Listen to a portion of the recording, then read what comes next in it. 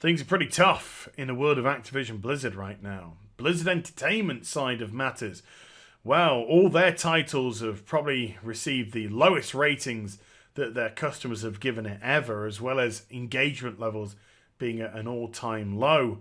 And then with Activision themselves, well, they've just lost the Destiny franchise back to Bungie. That's off the table. Only Call of Duty really to rely upon now as a producer of cash, but the audience there is feeling really hard done by because of all the microtransactions they recently implemented.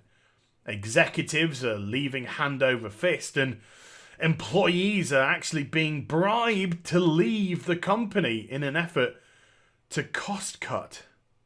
So there's only really one thing that Activision can do to turn things around. Pay $15 million to have their former CFO come back. Yeah!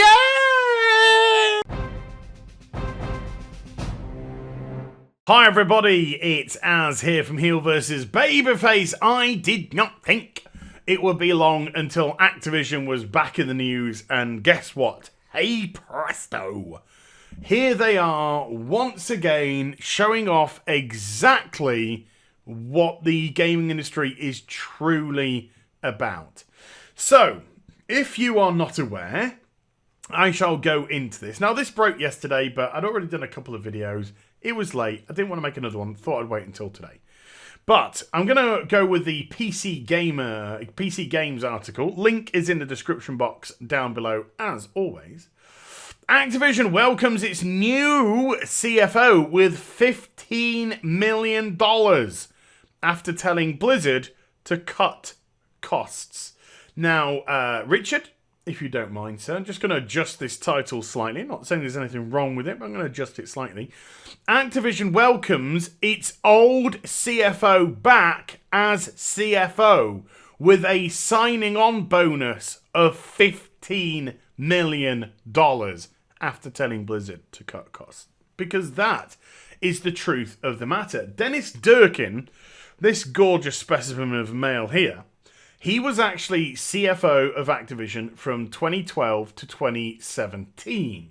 And then Spencer Newman, who had spent the last 20 years at the Walt Disney Company, came into the role. Now, after you've been at a company for 20 years, that is showing that you have got longevity, you have got, there's something about you. You're not a fly-by-night cowboy. Easy for me to say. Not really. And he could only stomach 18 months in a row, and he was gone. And he was fired. And the reason he was fired is because he was clearly seeking employment elsewhere to get him out of his job at Activision. And that was in breach of contract. So when it came out that he had negotiated a new job at Netflix, he was gone. He was fired for breach.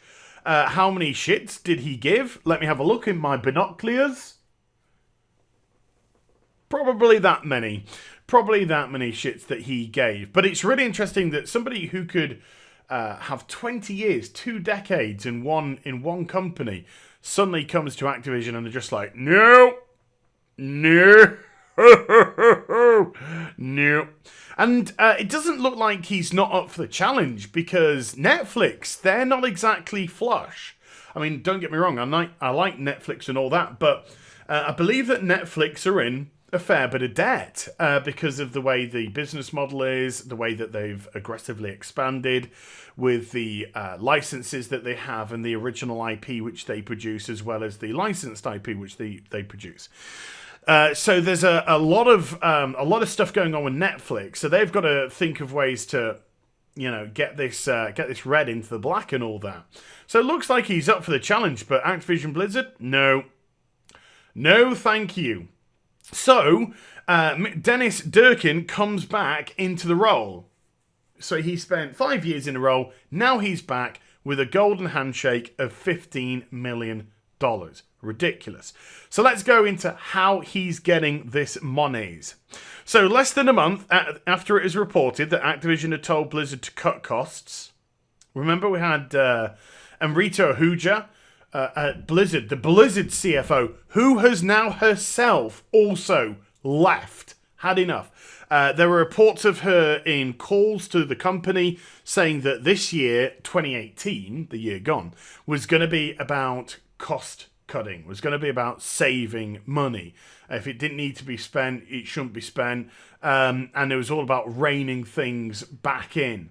And a lot of games developers trial and error. It's seeing what works, seeing what doesn't work, and it involves, testing stuff. I think Blizzard themselves said about 50% of the stuff that they do doesn't actually ever make it. 50% because of their IP, because it just doesn't work. They try it, they could get, a certain way down the development track, and it just ultimately isn't going to work. But they were told to cut costs. We also then found out that 100 customer service representatives were going to be leaving the Irish customer service division of Blizzard, and they were paid to leave. They were offered redundancy, and apparently generous redundancy to go, because ultimately it will save them in the long run. So we've got these cost. I fumbled this the other day. It's so difficult for me to say alliteration. Cost cutting. Yes. We've got cost cutting going on here. And then you just have to look at, obviously, the Blizzard games. WoW, Overwatch, Heroes of the Storm, Diablo. Ooh. You get the drift. And they're all in a terrible, terrible state. Some with just no expansions for years and years and years, and World of Warcraft just rehashing stuff, etc. Don't need to go back into all of that. And then you get your old CFO to come back into the role after being away for 18 months, and you offer him $15 million. So, this is how it's going to be given to him.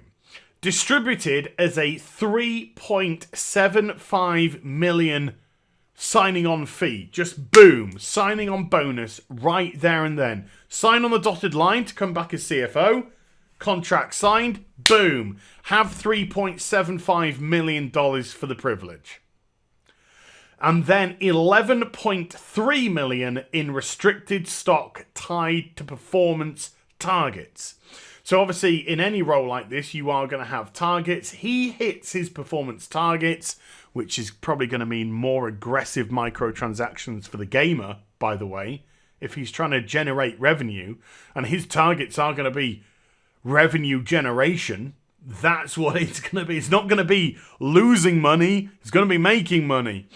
If he hits these targets, he's going to get $11.3 million in stock, which, I don't know, he might want to renegotiate that at some point. It seems to be dropping at a rate of knots.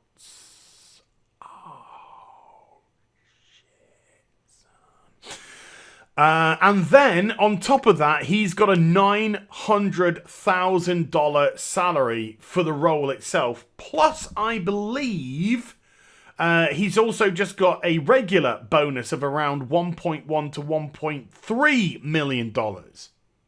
And obviously, if he's hitting these stock ones, he's most likely hitting that one. So it looks like another kind of like $2 million on top of all of this anyway for the year. So, just to kind of put some perspective on it. As gamers, we're getting fleeced. COD 4 came out with no microtransactions. People were happy. The game, and then suddenly it just got hammered with them. Hammered with microtransactions. The dot for $1. Jesus Christ. And then on top of that, they also had like their season pass, which was just a complete fluff as well. Because that was going to be impossible to... Well, they're sort of like... season pass, they're sort of like Fortnite thing, battle pass type of business. But yeah, you had to essentially live on the game to complete it. So you could shell out more money to get levels. It was just awful, just absolutely bloody awful stuff. People started complaining, of course, because of this. And this is what this guy's really here for. This is what he's going to be doing, most likely. He's going to be looking at ways to aggressively monetize people. We saw Blizzard, before they pulled the plug on Heroes of the Storm, sell their annual pass business for Heroes of the Storm. Hey, spend, you know, X amount of money and you'll get this, you know, you'll get all the new kind of like stuff that's coming in Heroes of the Storm in the next 12 months. Awesome. So people go in and buy that. And then Blizz turn around and said, oh, by the way, we're pulling half the devs off. We're stopping the esports. That's now going to essentially be operating off a skeleton staff. So the production of the game is obviously going to diminish greatly because of this. Diablo, 1 expansion in 7 years. You know, it's not good for a gamer. So $15 million as well. Again, I put this into perspective in another video. Horizon Zero Dawn, $40 million budget. So that's just under half of the Horizon Zero Dawn budget.